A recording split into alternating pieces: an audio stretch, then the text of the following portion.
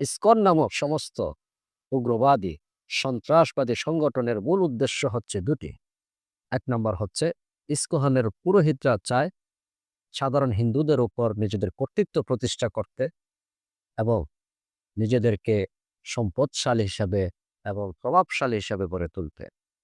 দ্বিতীয় যে উদ্দেশ্যটা তা হচ্ছে মুসলিম নিধন এবং হিন্দুদের মনে মুসলিম বিদ্বেষ জন্ম দেওয়া, যেন তারা পৃথিবীর একমাত্র গ্রহণযোগ্য ধর্ম ইসলাম ধর্ম গ্রহণ থেকে বিরত থাকে।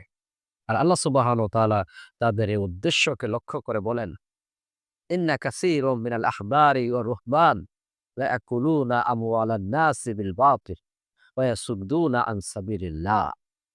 যে অধিকাংশ ধর্মযাজক, পণ্ডিত ও পুরোহিতরা মানুষের সম্পদ অন্যায়ভাবে ভক্ষণ করে এবং তারা মানুষদেরকে আল্লাহ তাআলার পথ থেকে বিরত রাখে।